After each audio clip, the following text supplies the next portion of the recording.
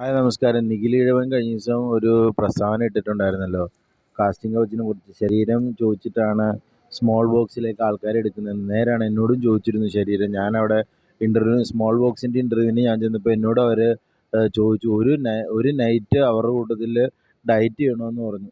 അപ്പോൾ എനിക്ക് ഡയറ്റിങ്ങിനോട് ഒരു താല്പര്യം ഇല്ലാത്തത് കൊണ്ട് ഞാൻ ഡയറ്റൊന്നും ചെയ്യത്തില്ലെന്ന് പറഞ്ഞു.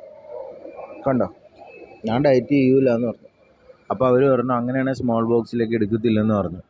അങ്ങനെ എൻ്റെ മനസ്സിൽ ഇത് പറയാൻ പറ്റാതെ ഞാൻ വിഷമിച്ചിരിക്കുന്ന സമയത്താണ് എൻ്റെ മുന്നിൽ ദൈവദൂതനെ പോലെ നിഖിൽ ഈഴവനെ കിട്ടിയത്.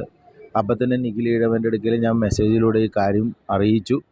എന്നിട്ട് ഞാൻ പറഞ്ഞു, ഒരു കാരണവശാലും ഞാനും അവരും തമ്മിലുള്ള ഡയറ്റിങ്ങിൻ്റെ സംഭവം നിങ്ങൾ പേര് വെളിയിൽപ്പെടുത്തരുതെന്ന് പറഞ്ഞു.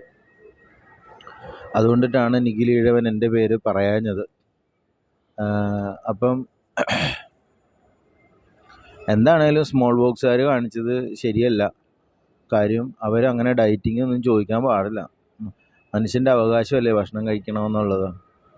ഒറ്റയ്ക്ക് വഴിവെട്ടി വന്നവർ വരെ ഡയറ്റ് എടുക്കാതെയല്ലേ നിൽക്കണേ. ഒറ്റയ്ക്ക് വഴിവെട്ടി വന്ന ആൾക്കാർ വരെ, നിതിൻ പൗളി വരെ ഡയറ്റ് എടുക്കാതെയല്ലേ വന്നെ. നല്ല ചിക്കൻ പീസ് വറക്കണ മണമനുണ്ടല്ലോ.